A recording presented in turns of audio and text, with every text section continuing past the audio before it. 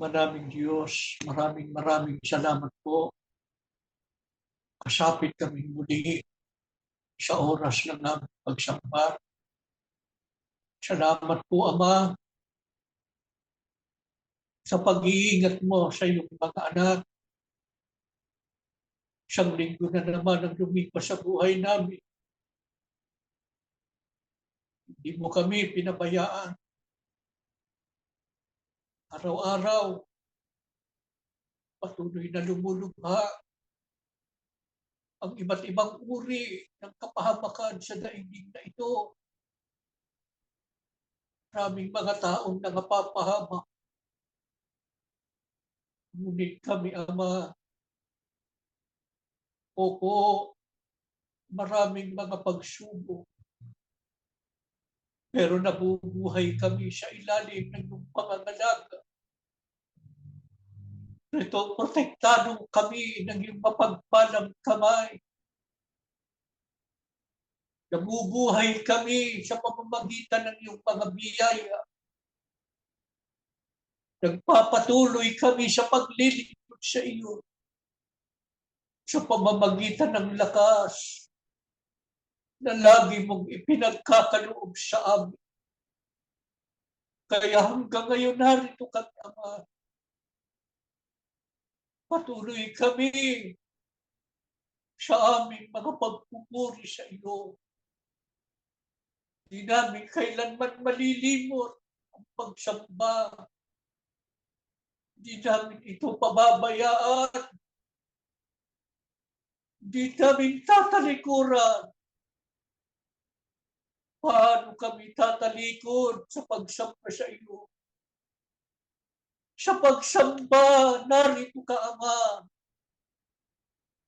Sa pagsamba, pinalalakas mo kami. Sa pamamagitan ng iyong kapangyarihan at ng iyong mga salita. Kaya maawa ka ngayon, paging dapatin mo kami lahat. Patawarin mo na kami, Ama, sa aming mga sala. At muli mo kami tanggapin. Tanggapin mo po ang aming mga pagpupuri. Nilulwalhati ka po ng aming mga kaluluwa. Panginoong Hesus, salamat din po. Lagi kang nariyan para kami ipamagitan sa Ama. Salamat sa pag-alalay mo sa amin. Sa aming paglalakbay sa mundong ito. Patuloy mo pong binibigyan kami ng lakas ng loob. Patuloy mong pinatatatag ang aming pananampalataya. Purihin ka, Panginoon. Maawa kang muli kami ipamagitan sa Ama at muling pagpalain ang aming mga kaluluwa. Ama, makikinig kami muli ng iyong mga aral. Sasariwain muli sa amin ang mga salita mo na patuloy namin ibubuhay habang kami naglalakbay sa daigdig na ito. Tulungan mo kung tanggapin namin ito. Kalakip ang pananampalataya. Mabuhay kaming kalugod-lugod sa iyong paligid. Mamalagi po kaming nakaugnay sa diwa't layunin ng pagsusubo mo sa mga huling araw. Manatili sa puso namin ang mga aral na kanilang ipinamahala sa amin. Patuloy kaming manatili sa pagsunod sa iyong mga aral. Palagi kaming lahat sa matibay na pag-asa sa kaligtasan. Pag-alam po namin inihiling ang lahat sa pangalan po ng aming Panginoong Hesus.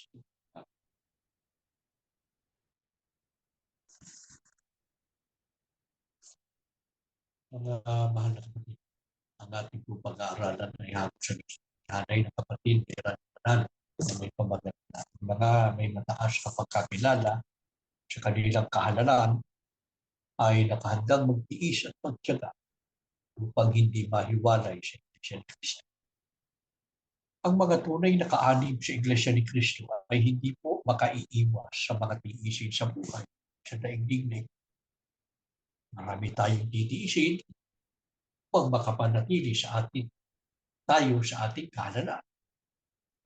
Kailangan nating magtiyaga laban sa pag-uusig, pagkapigatian, kahirapan, mga tukso at iba pa. Dapat po nating mapagtiisan ang lahat ng mga bagay na ito. Bakit po ang pagtitiis ay kakambal ng ating pagka-Iglesia ni Cristo? Sa Filipos 1:29, ang sabi ng Biblia, sapagkat sa inyo'y ipinagkaloob alang-alang kay Cristo, hindi lamang upang manampalataya sa Kanya, kundi upang magtiis din naman alang-alang sa Kanya. Kaya ang tunay na Iglesia ni Cristo, mga kapatid, ay nakahandang magtiis ng anuman upang makapanatili sa karapatan hanggang wakas. Sino po ang makagagawa nito? Sino ang mananatiling matatag kay Cristo at makapagtitiis ng lahat ng pagdurusa? Ang Iglesia ni Cristo na tulad ni Apostol Pablo. Paano siya nakapagtiis, nakapanatiling matatag sa pagka-Iglesia ni Cristo sa Filipos 3:8, ang sabi niya, itinuturing kong walang kabuluhan ang lahat ng bagay bilang kapalit ng lalong mahalaga ang pagkakilala kay Kristo Jesus na aking Panginoon. Ano po ang pananaw niya sa lahat ng mahalagang bagay na natamo niya? Ang sabi niya, ang lahat ng bagay ay ipinalagay kong walang kabuluhan at itinuring kong basura. Makamtan ko lamang si Kristo. Makatwid, mga kapatid, si Apostol Pablo po ay nakapagtiis at nanatiling matatag sapagkat binigyan niya ng mataas na pagpapahalaga ang kanyang kahalalan. Ganito sana tayong lahat. Ano po ang mga tiniis ni Apostol Pablo at ng mga unang Kristiyano? Alang-alang sa pagpapahalaga nila sa kanilang kahalalan. Sa ikalawang Korinto 4:8-9, sa New Century Version, sabi ni Apostol Pablo, we have troubles all around us, but we are not defeated. Lahat ng uri ng problema ay nasa lupa nila, kabi-kabila. Pero hindi sila napagtagumpayan. Ano pa? Ang sabi niya, we do not know what to do, but we do not give up. Sa dami ng kanilang binabakang pagdurusa, hindi na nila malaman kung anong gagawin. Gayunman, ay hindi sila sumuko. Yan lamang pa. Ang sabi pa ni Apostol Pablo, we are persecuted, but God does not leave us. Alam natin, mga kapatid, kung gaano kabagsik ang pag-uusig sa kanila, sa mga unang Kristiyano, sapagkat marami sa kanilang mga kasama noon ay nangawala, sapagkat pinatay. Pero marami sa kanila, inabot ng kamatayan, taglay ang matatag na pananampalataya. Hindi nila tinalikuran. Marami man tumalikod sa pananampalataya sa takot ng pag-uusig. Pero marami po sa mga unang Kristiyano nanindigan sa pagsunod. Sukdulang patayin. Anong idinulot sa kanila ng lahat ng mapapait nilang karanasan? Ang sabi pa, we are hurt sometimes, but we are not destroyed. Labis na hirap at sakit ng kalooban ng kanilang nadama dahil sa mga sinagupa nilang iba't ibang tiisin bilang mga Kristiyano. Pero hindi naman sila tuluyang nawasak, nasira. Hindi. Mga kapatid, di ba't ganito rin ang nararanasan natin ngayon? Mahigpit na pag-uusig. At dahil dito, pinaka rin natin maraming kahirapan at problema sa buhay. Halos igupo tayo sa kawalang pag-asa ng mga kalumbayan dahil labis tayong nasaktan sa mga masasamang ginawa sa atin ng mga dati nating mga kapatid. Ang iba'y mga mahal pa natin sa buhay, di po ba? Pero lahat po ay tiniis na. Katulad ng mga unang Kristiyano, lahat ay tiniis nila. Lahat po ng yun ay hindi nakapagpahiwalay sa kanila sa kanilang pagka-Iglesia ni Cristo. Ito rin po sana ang ating magawa. Opo, naninindigan tayo sa katwiran, pero hindi pa tapos ang ating mga paglalakbay. Yung ating kalagayan ngayon ay namamalaging ganito. Huwag sanang kumupas ang ating pag-asa. Sana tayong mawawalan ng pag-asa. Dahil sa ating kalagayan ngayon ay tumigil sa paglilingkod o bumaling na lang sa ibang pangkati ng pananampalataya. Wag. Naransanan natin ang maraming mga unang Kristiyano na anuman ang kanilang mga tiis, hindi nakapaghiwalay sa kanila, sa kanilang pagka-Iglesia ni Cristo. Ayon kay Apostol Pablo, meron bang makakapaghiwalay sa tunay na kaanib sa Diyos at kay Kristo? Sa Roma 8:35, wala. Sabi ni Apostol Pablo, sino ang makapaghiwalay sa atin sa pag-ibig ni Kristo? Hindi siya isa niya, kaguluhan, kapigatian, pag-uusig, pagkaguto, hirapan, panganib, o kamatayan. Yan ang mga karaniwang nararanasan ng tao. Siya rin ang sumagot. Ang sabi niya, hindi. Sapagkat natitiyak kong walang makapaghihiwalay sa atin sa kanyang pag-ibig kahit ang kamatayan o alinmang nilalang ay hindi makapaghihiwalay sa atin. Sa pag-ibig ng Diyos ay pinagkaloob sa atin sa pamamagitan ni Kristo Jesus na ating Panginoon. Kaya ang mga unang Kristiyanong nanindigan sa tunay na pananampalataya sa harap ng mahigpit na pag-uusig sa kanila ay nagtiis hanggang sa kamatayan tulad ng ating Panginoong Hesus. Sa makatwid, mga kapatid, ang mga tunay na kaanib sa Iglesia ni Cristo ay dapat manatiling matatag at nakahanda na magtiis ng anuman upang makapanatili sa kaanib. Paano natin ito patutunayan?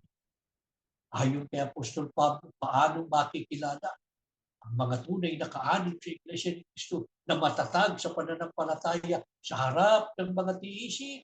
Sa Hebreo 10:36-38, hindi sila umuurong anuman ang kanilang sinasagupang tiisin sa buhay.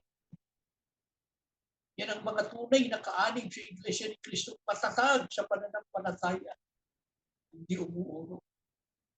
Anong ipinauunawa sa atin bilang mga tao ng Diyos upang maisakatuparan natin lagi ang mga kalooban ng Diyos? Sabi ng Apostol Pablo, kayo'y nangangailangan ng pagtitiis upang kung inyong magawa ang kalooban ng Diyos, ay magsitanggap kayo ng pangako. Kailangan talaga magtiis. Hindi mawawala ang mga tiisin. Dadaan tayo roon para magawa natin ang kalooban ng Diyos. Hindi mo magagawa ang kalooban ng Diyos nang walang pagtitiis. Pero ano ang inaasahan sa atin ng Diyos? Ang sabi niya, ang aking lingkod na matuwid ay mabubuhay sa pananampalataya. Ano ba inaasahan ng Diyos? Mampalataya tayong lubos. Ibuhay natin ang pananampalataya. Ano babala ng Diyos? Kung siya ay umurong, ay hindi kalulugta ang aking kaluluwa. Ayaw ng Diyos, sino man ang umurong. Pag umuurong, yun yung mga walang pananampalataya. Tayo umurong. Yung mga tunay na kaanib sa Iglesia ni Cristo yung nakahandang magtiis, anuman, hindi kailangan uurong, lulang mamatay sa paglilingkod sa iyo. Ano panawagan sa ating mga kapatid? upang mapagtiisa natin ang lahat ng bagay at hindi kailanman umurong sa paglilingkod sa Diyos. Sa Hebreo 10:23, sabi ng Biblia, magpakatatag tayo sa ating pag-asa. Huwag nang mag-alinlangan pa. Sapagkat tapat ang nangako sa atin. Ibus natin siyang panatayanan ng pangako ng Diyos. Hindi niya tayo papabayaan. Kahit sa pinakamahirap na sitwasyon ng buhay, ay huwag nating pag-alinlanganan ang pagliligtas ng Diyos. Hindi ba mga kapatid? Doon sa mga mahirap na sitwasyon ng buhay na ating pinagdaanan, lalo nating napatunayan, meron tayong Diyos. Lalo nating nakita ang kapangyarihan ng Diyos sa mga pagkakataong yun. Nahayag ang mga himala ng Diyos. Ano ang dapat nating pagsikapan habang naghihintay tayo sa pagbabalik ng Panginoong Jesucristo? Ang sabi ng Biblia sa 24, sikapin din natin gisingin ang damdamin ng bawat isa sa pagmamahal sa kapwa at sa paggawa ng mabuti. Kaya tama ang ginagawa ng marami sa inyo. Hayag na hayag ang pagmamahal at ang paggawa ninyo ng mabuti. Lalo na sa mga kapatid nating nangangailangan sapagkat kayo ang tumutulong sa kanila upang sila'y makapamuhay ng maayos at marangal sa harap ng mga pag-uusig at paggigipit sa kanila. Ano pa ang dapat pagtalagahan lalo na ngayon? Nalalapit na ang pagdating ng Panginoong Jesucristo. Sa 25, huwag nating kaliligtaan ang pagdalo sa ating mga pagtitipon. Ano yan? Yan ang pagsamba. Kung merong nagpapabaya, ano tagubilin? Palakasin natin ang loob ng isa't isa. Lalo na ngayon nakikita nating malapit na ang araw ng Panginoon. Tanong mga kapatid, malapit na po ba ang araw ng Panginoon o ang araw ng paghukom? Ang pagbabalik ng Panginoon Jesucristo? Napakalapit na. Kitang-kita na natin ang katuparan ng mga palatandaan ibinigay sa atin. Kamalapit ng kanyang pagbabalik. Iisa na lang ang hindi pa natutupad. Yan ang sinasabi doon ng kapatid na Heranio Manalo nung sila'y nabubuhay pa. Isa na lang ang hindi pa natutupad, yung mismo pagdating ng Panginoong Jesucristo. Kaya anuang araw, oras, darating na ang Panginoong Jesucristo. Lalo nating pagtalagahan ang pagsampa. Ano man ang mangyari? Ano babala ng Diyos sa mga nagpapabayan sa pagsampa sa Kanya? Kung sabi po si Kalawang Kronika, kung itatakwil ninyo siya, itatakwil din niya kayo. At ating salin, ngunit kung pabayaan ninyo siya, kanyang pababayaan kayo. Sa makatwid, mga kapatid, ang nagpapabaya sa pagsamba dahil sa higit na pagpapahalaga sa ibang bagay sa daigdig na ito, tulad ng hanap buhay, lalong magiging kawawa. Bakit? Sapagkat sa panahon ng pangangailangan o kagipitan, walang Diyos na magmamalasakit sa kanila. Kahit patumawag sila sa Diyos, hindi sila pakikinggan ng Diyos. Sapagkat tiyak ang pasya ng Diyos sa kanila. Kung itatakwil ninyo siya, itatakwil din niya kayo. Kung pababayaan ninyo siya, kanyang pababayaan kayo. Sa kabilang dako, ano naman ang pangako ng Diyos sa mga nagtatalaga sa mga pagsamba sa Kanya? At lagi siyang inaanap. Kahit na mahirap at mabigat ang sitwasyon ng kanilang buhay, hindi pinababayaan ang mga pagsamba. Ang sabi ng Biblia, nasa panig ninyo ang Panginoon habang kayo'y nasa panig niya. Matatagpuan ninyo siya kung siya'y inyong hahanapin. Nang dumating sila sa kagipitan, humingi sila ng tulong sa Panginoon, ang Diyos ng Israel. Siya'y kanilang hinanap at kanilang natagpuan. Hindi po mabibigo ang mga lingkod ng Diyos. Laging sumasamba sa Kanya. Oo, karanasan natin yan. Tayo, kayo, noon pa, sa panahon pa ng pamamahala ng kapatid na Heranio Manalo, sa ating mga pagsamba. Lagi na tayong pinagpapala, pinalalakas ng kanyang kapag hinanap natin ang Diyos sa panahon ng pagsamba. Tiyak, matatagpuan natin siya at makakapiling sa pamamagitan ng kanyang kapangyarihan. Halina kayo mga kapatid, samantalahin natin tayo na sa pagsamba. Hanapin natin ang Diyos. Apuhapin natin ang kanyang kapangyarihan. Huwag muli tayong tumanggap ng panibagong lakas at pag-asa upang sa pagharap natin sa mundong ito, sa iba't ibang uri ng hamon ng buhay. Mga pagsubok, mga kaligaligan, mga kadalamhatian, mga kahirapan sa buhay. Ano man yun, pagtatagumpayan natin sapagkat ang Diyos ay laging sumasa atin. Hindi na tayo pinapabayaan. Matutupad sa buhay natin ang kanyang pangako. Magpapatuloy tayong naging tapat sa paglilingkod sa kanya. Kailanman ay hindi natin pinabayaan ang mga pagsubok. Tumayo kayo mga kapatid at tayo po'y sama-samang dudulog sa Ama. Kahabagan nawa muling pagpalain natin. Ama naming Diyos, maraming salamat po. Muli mong sinariwa sa amin ang katotohanan. Kakambal ng aming pagka-Iglesia ni Kristo. Ang pagtitiis sa buhay na ito. Kailangan naming dumaan sa maraming tiis para magawa namin ang iyong mga kalooban.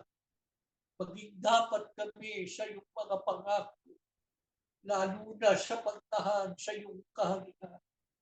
Ama, nakikita mo kami kung paano kami nabubuhay, kung paano kami nagsisikap na mapagtalagahan ang aming kahalalan, na bigyang halaga ang aming pagka-Iglesia ni Kristo. Sukdulang itakwil kami ng maraming mga kapatid. Mas pinili namin ang sundin ng iyong kalooban. Ito ang natutunan namin sa pagsusugo mo sa mga huling araw. Ang lubos na pagsunod sa mga aral mo po na aming tinanggap. Kaya narito kami, Ama.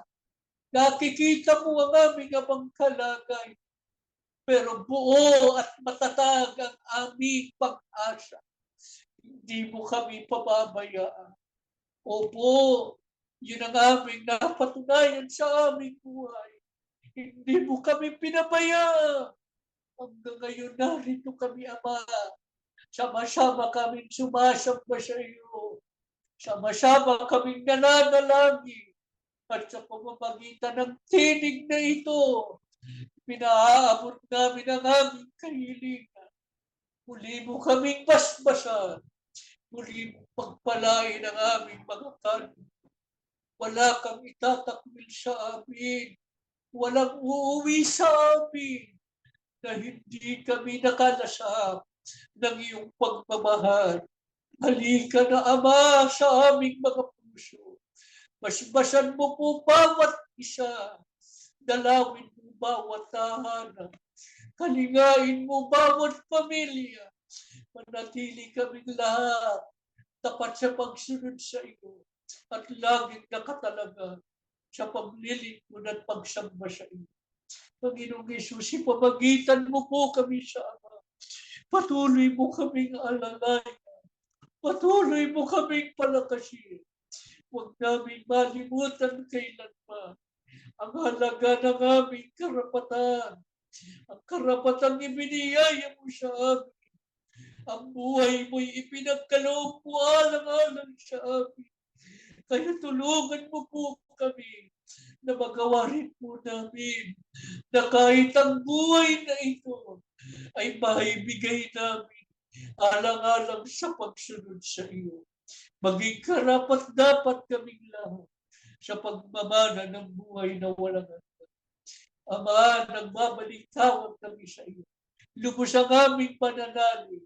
Hindi mo pababayaan ang lahat ng mga anak mo na laging laman ng aming mga panalangin. Mga anak kong nagdaraan sa matinding mga pag-uusig, ang mga ginigipit, marami hanggang ngayon ay nagtatago. Dapat pa kung saan-saan, bahala ka na sa kanila. Lalo na sa mga anak na hanggang ngayon ay nasa bilangguan. At higit sa lahat, ang naiwang pamilya ng kapatid na Radyo Manang. Huwag mo silang iiwan. Panatilihin mo ang pag-iingat, ang pagliligtas mo sa lahat ng mga lingkod mo. Tulungan mong laging masungkot ang iyong mga biyaya para patuloy na makapabuhay ng maayos at tarangan habang patuloy sa mga paglilingkod sa iyo. Umaasang isang araw mo namin ibabalik mo ang dating kalagayan ng iyong bayan, ang malwalhati na kalagayan na nagbibigay kapurihan sa iyo. Ito nawa ang aming masumpungan isang araw mula ngayon. Muli naming magawa ang pagsamba sa loob ng kapilya. Maawa ka aming Ama. Higit sa lahat, dumating ang araw ng pag-ukom. Makasama kaming lahat sa pagmamana ng buhay na walang hanggan. Magalang po namin inihiling ang lahat sa pangalan po ng aming Panginoong Yesu Cristo. Amen.